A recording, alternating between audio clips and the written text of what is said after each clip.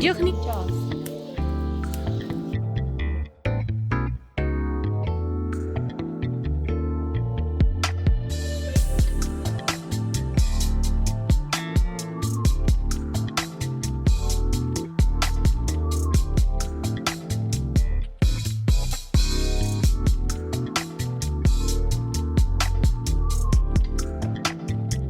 बिस्मिल्लाहिर्रहमानिर्रहीम अस्सलाम वालेकुम मेरी प्यारी सी यूट्यूब फैमिली, क्या हाल है जी आप सबका। उम्मीद करती हूँ आप सब खैर आफियत के साथ होंगे। Welcome back to my channel Noorish vlogs. और नूरिश आज करने लगी है जी, उसको बहुत ठंड लगती है तो वो आज निकालने लगी है सर्दियों के कपड़े।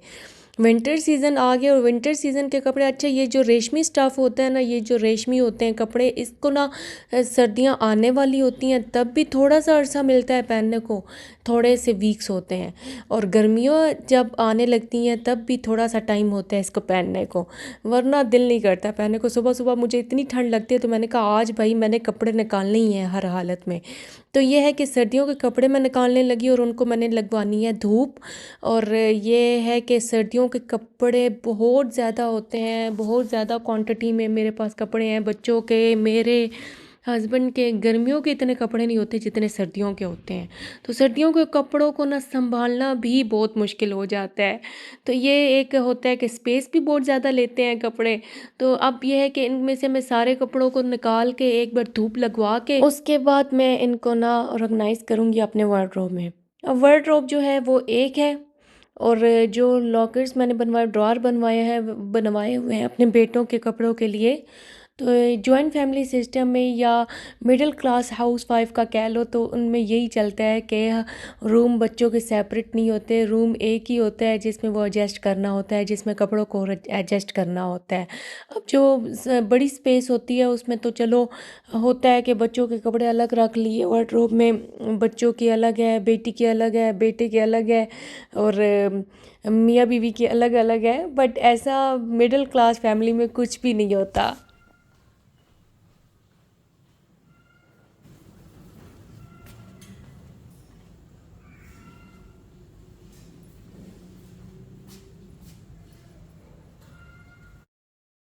कपड़े तो सारे मैंने सूटकेस में से ना निकाल लिए थे। और जो जो ज़रूरत की चीज़ें थी, जिसमें जो बड़ी स्वेटर्स हैं, जो हैवी स्वेटर्स हैं, जो इधर उधर पहनने के लिए यानी कि ठंडे इलाकों में पहनने के लिए यूज़ होती हैं, वो अभी मैंने नहीं निकाली। और यह है कि जो आम पहनने के लिए कपड़े थे वो मैंने निकाल लिए हैं, क्योंकि बारिश का नहीं पता, बारिश ने हो जाना है और बच्चों को बस लगेगी ठंड और बच्चों ने कपड़े मांगना है कि मामा मुझे स्वेटर दे दो। और ख़ैर मुझे ख़ुद बहुत ठंड लगती है तो मैं खुद कहती हूँ कि जल्दी से जल्दी कपड़े निकले हुए होने चाहिए और इनको धूप लगी हुई होनी चाहिए। धूप लगवाना ज़रूरी है। इतने कपड़े नहीं धुल सकते, नहीं पानी से निकाले जा सकते, तो मैं इन सब को धूप पे फैला देती हूँ। और ये अब मॉर्निंग का टाइम है, यानी कि इस ग्रिल पे ना इधर अभी टेरेस पे धूप नहीं आई है। धूप आहिस्ता आहिस्ता आती है तो आहिस्ता आहिस्ता इन कपड़ों को लगती रहेगी।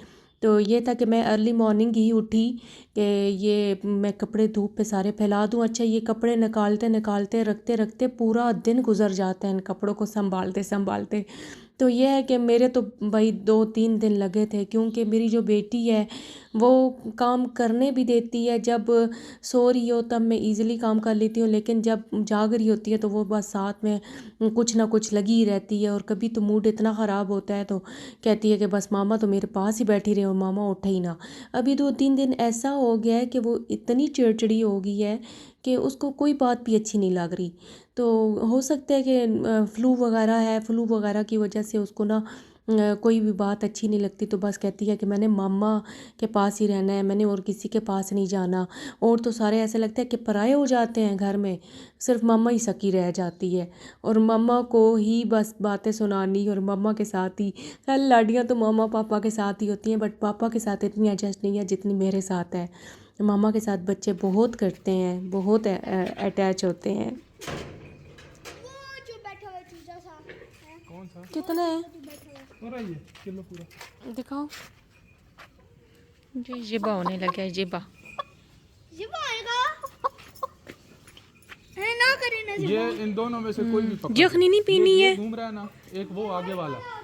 हाँ सूप पीना है, सूप पीना है, ये जो सूप। टाइम है ये शाम का टाइम है, और शाम के टाइम मैं अपने हस्बैंड को कह रही थी, यानी कि मगरिब से पहले का टाइम है, और मैं अपने हस्बैंड को कह रही थी कि आप अपने ज़रा फार्म में से एक चूज़ा पकड़ के दो ना, तो इसको ना ज़िबा करें ताकि बच्चों के फ्लू वगैरह ख़त्म हो, इनको सूप वगैरह बना के दूँ मैं।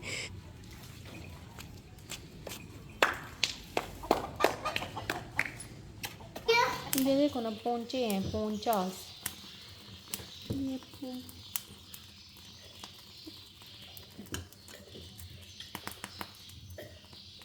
जी। मुर्गा जो है वो ज़िबा हो चुका था, और घर भी ले आई थी, उनके पोंचे साफ़ किए, और पोंचे साफ़ करने के बाद जो गोश्त था उसको मैं पीसेस कर लूँगी, क्योंकि हस्बैंड ने तो बहुत बड़े बड़े पीसेस करके दिए थे, तो कहते हैं सूप ही बनाना है ना, बड़े बड़े पीसेस ठीक है। मैंने कहा नहीं, मुझसे नहीं बनते इतने बड़े बड़े, छोटे ठीक होते हैं, छोटे छोटे पीसेस का सूप बने। और ये था 1 किलो वाला चूज़ा, और ये जल्दी गल जाएगा, इतना टाइम नहीं लगता। वो जो होता है ना, वो ज़रा बड़ी उम्र का चूज़ा, वो गलने में ज़रा देर लगता है। तो ये है कि इसको ना जल्दी ये बन जाएगा सूप इसका। तो ये था कि मगरिब के बाद ही मैंने इसको चूल्हे पे चढ़ा दिया था, और फिर तकरीबन घंटे में तैयार हो गया था सूप। और ये है कि बच्चों को सर्दियों में बहुत फ़्लू लगता है, फ़्लू की वजह से इनकी तबीयत इतनी ख़राब होती है कि मुझे ही पता है कि बच्चे खेलते तो रहते हैं दिन के टाइम, लेकिन जब रात होती है ना, तो माँ को पता है कि माँ कैसे उनको बर्दाश्त करती है। कभी इनकी टांगें दर्द कर रही होती हैं, कभी इनको जी ऑयल लगाओ रातों में जाग के, कभी इनको कहवे बना के दो, कभी इनको हनी खिलाओ कि भाई इनके कहीं नाक खुल जाए, और कभी इनके ड्रॉप्स डालो नोज़ में। अच्छा, तंग बच्चे बहुत करते हैं जब इनको कोई फ़्लू वगैरह लगा हुआ। अब मेरी बेटी को फ़्लू लगा हुआ है, तो वो बहुत चिड़चिड़ी होगी, बहुत तंग करती है, इंतहा का तंग करती है। तो खैर, बच्चे जो हुए बच्चे अब ऐसे ही तंग करते ही हैं। हम खुद अपनी माओ को तंग करा किया करते थे जब छोटे होते थे। अच्छा जी, देसी मुर्गी की जो यखनी होती है, इसको बनाने के लिए बस मैंने इसमें नमक, हल्दी और ज़ीरा, और साथ में अदरक और लहसुन लिया। ये बस चढ़ा दूँगी चूल्हे पे, और आहिस्ता आहिस्ता चूल्हे पे रख दूँगी ताकि अच्छे से यखनी निकल जाए गोश्त की, तो फिर बच्चों में सर्व करूँगी।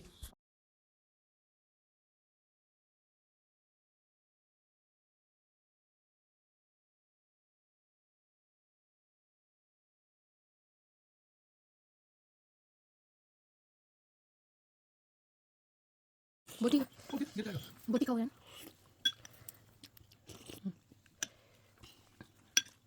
आप भी पिए, चिल करिए।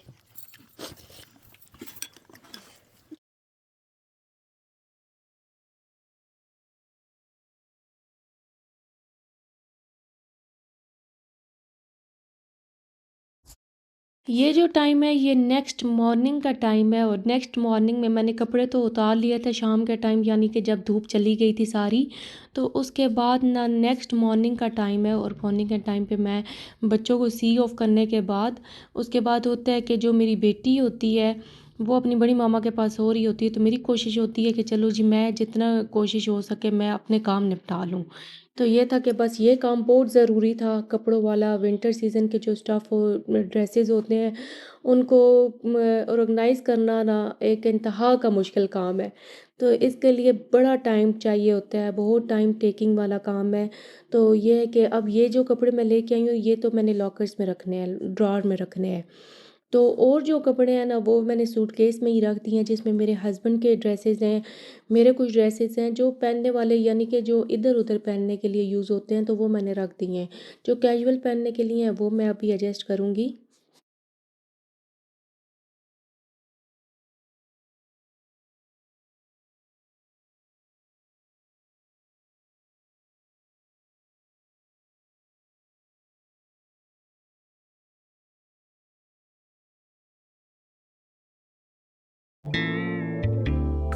सबसे पहले तो जो छोटे बच्चे हैं उनके कपड़ों को ऑर्गेनाइज़ किया। मेरी बेटी के ड्रेसेस बहुत ज़्यादा थे, तो उनको पहले मैंने उसके ड्रॉर में रखे। अच्छा, ये जो ड्रॉर बने हुए हैं ये अलग-अलग है, मेरा बेटे का अलग है और मेरी बेटी का अलग है, और मेरी जो वार्डरोब है वो अलग है। तो उसमें खैर मैं अपने हस्बैंड के और अपने कपड़े रखती हूँ, और जो ड्रॉर है एक बेटी का है वो भी छोटा पड़ गया है क्योंकि सर्दियों के कपड़े आते नहीं हैं। तो ये था कि मेरी बेटी के ड्रेसेस बहुत ज़्यादा हैं, तो उसके पहले मैंने एडजस्ट किए और ऑर्गेनाइज़ किए, और उसके बाद अपने बेटू के, हाँ, बेटू के जो स्वेटर्स वगैरह हैं, जो स्कूल में पहनने की स्वेटर्स हैं, कैप्स हैं, वो मैंने उसी के ड्रॉर में रखी, ताकि मुझे याद रहे, क्योंकि सर्दियाँ, एक बारिश होनी है और सर्दियाँ पड़ जानी है, और इनको फिर पड़ जाएगी मेरे बेटे को कि मुझे स्वेटर निकाल के दें, मुझे कैप दें, मैंने स्कूल पहन के जानी है। तो उसकी स्वेटर्स वगैरह ना मैंने सारी इकट्ठी रख दी, और जो और कैप्स हैं ना, वो सारी मैंने एक जगह पे एक बास्केट में डाल के रखी हैं। तो वो मैंने कहा चलो जिस जिसको ज़रूरत हुई निकाल लेगा कैप्स। जो हाउस वाइफ ना मेरी वीडियो को वॉच कर रही हैं, तो काइंडली आप सब ने कमेंट बॉक्स में बताना है कि आप सब ने कपड़े ऑर्गेनाइज़ कर लिए अपने बच्चों के, अपने हस्बैंड के, अपने। तो कमेंट बॉक्स में बताया करें, मुझे इतना अच्छा लगता है कि मैं हर एक को रिप्लाई कर सकूं। अच्छा, जितने भी व्यूवर्स हैं सब बहुत अच्छे कमेंट्स करते हैं। बीच में ऐसा भी होता है कि कमेंट्स, नेगेटिव कमेंट्स आ जाते हैं, उससे मैं डिसहार्ट तो होती हूँ। मैंने कहा चलो खैर है, कोई नहीं, ये ज़िंदगी का हिस्सा है। नेगेटिविटी और पॉजिटिविटी ये जो है ना, ये एक ज़िंदगी का हिस्सा है, इसमें बंदे को बेयर करना चाहिए। तो बस अभी यह है कि कैप्स वगैरह जो हैं, जिसमें मेरी कैप, मेरे हस्बैंड की, बच्चों की, ये कैप मैंने एक बास्केट में डाल के रख दी। और ये जो एक लॉकर है ना, इसमें मेरे बेटे की चीज़ें पड़ी हुई होती हैं, तो वो बस खेलता रहता है, तो इसमें मैंने रख दी हैं अलग से ताकि मुझे याद रहें। और ये जो चीज़ें होती हैं ना याद रखने वाली, ये बहुत बड़ी एक बीमारी है कि मैं भूल जाती हूँ कि मैंने चीज़ें रखी कहाँ पे हैं। तो यह होता है कि मैं चीज़ रख के ना कहीं पे भूल जाती हूँ, और वो सदियों पड़ी रहती है, सालों पड़ी रहती है, तो मुझे नहीं याद आती। लेकिन जब भी कोई काम करना स्टार्ट करती हूँ ना, कोई सफाई वगैरह, तो तब आके वो मिलती है, तो तब आके मुझे याद आता है, यार अल्लाह, मैंने ये चीज़ यहाँ पे रख दी थी। तो ऐसा किस किस के साथ होता है, भूलने वाला मसला किस किस को है? मुझे तो बहुत ज़्यादा है, मैं बस चीज़ें रख के भूल जाती हूँ। तो ये है कि अब मैं अपने ड्रेसेस वगैरह कुछ रख रही हूँ। और जहाँ तक है कि इनको आयरन करने की बात, वो आयरन अब साथ साथ होते रहेंगे जैसे जैसे सर्दियाँ पड़ेंगी, क्योंकि ये जो कपड़े आयरन, इसमें जो सिलवटें पड़ी हुई होती हैं वो बहुत सख्त होती हैं, वो आयरन से नहीं उतरती जब तक उसको अच्छा, हमारी जो आयरन है ना, वो हमने स्लो रखी हुई है, उसकी स्पीड ही ना स्लो है, ताकि बच्चे वगैरह कपड़े इस्त्री करें तो वो यानी कि उनको ख़राब ना करें। तो अभी मैं अपने हस्बैंड को कह रही थी कि सर्दियों के कपड़े इस्त्री करने, और सर्दियों के कपड़ों को इस्त्री करने के लिए ना आपने आयरन तेज़ करके देनी है, ताकि अच्छे से इस्त्री हो जाएं कपड़े। क्यों नहीं बताया उसने? क्या कह रही है?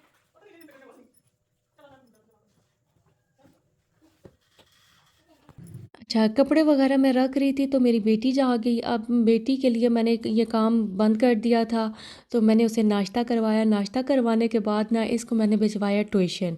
मैंने कहा आप स्टार्ट करें ट्यूशन। और ये था कि अब ट्यूशन से ना मैं जैसे ही छोड़ के आई, तो 5 मिनट के अंदर अंदर ये वापस आ गई। तो वो मैं आप ही से पूछ रही थी कि ये क्यों वापस आई है, तो कह रही थी कि इसका दिल नहीं था पढ़ने को उस आप ही से। तो एक जो आपी जिसके साथ बनती थी वो घर पे नहीं थी, और दूसरी आपी के पास इसने पढ़ा नहीं। तो अब बस इसका एडमिशन दिलाना है इंशाल्लाह नेक्स्ट ईयर, तो हो जाएगी। 4 साल से ऊपर है मेरी बेटी। तो मैंने जो एडमिशन है अपनी बेटी का वो लेट करवा रही हूँ, इसलिए लेट करवा रही हूँ कि इसकी तबीयत बस ठीक नहीं रहती थी। तो मैंने कहा अब ये है कि बड़ी हो जाए थोड़ी सी, तो उसके बाद मैं इसका एडमिशन करवाऊँगी।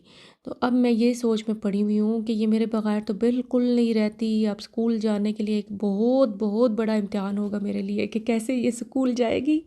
तो ये है कि बस अब सारी क्या लॉकर्स, ड्रॉअर वगैरह वो भी कपड़े सेट कर दिए थे उसमें, और अपनी वार्डरोब में भी कपड़े सेट कर दिए थे। और लास्ट में ये जो कपड़े होते हैं ना, ये गर्मियों के जो कपड़े मेरे कैजुअल पहनने वाले होते हैं, तो इनको ना होता है कि सूटकेस में रखने को दिल नहीं करता। तो ये है कि मैं इनको ना तकिए में फिल कर देती हूँ। तो ये जो तरीका है ना, ये तरीका मैंने अम्मी से अपनाया हुआ है कि मेरी अम्मी ना ऐसे ही करती थी कि जो कपड़े होते थे ना कि एज़ अ कैजुअल पहनने वाले हमारे होते थे, तो वो अम्मी ने तकिए में भर देती थी, ताकि वो याद रहें कि हाँ इधर से ही निकालने हैं कपड़े।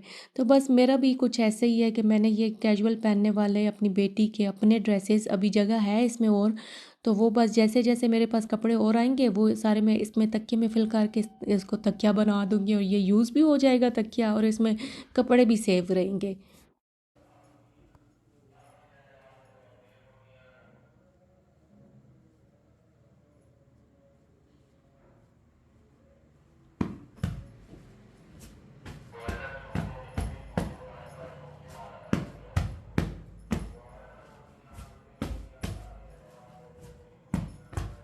बस ये उम्मीद करती हूँ आपको मेरी ये रूटीन अच्छी लगी होगी। तो अच्छी लगी तो काइंडली मेरे चैनल को सब्सक्राइब करके जाएं, लाइक करें, शेयर करें, बेल आइकन को तो लाजमी प्रेस कर दिया करें ताकि हर लेटेस्ट वीडियो आपको मिल जाए।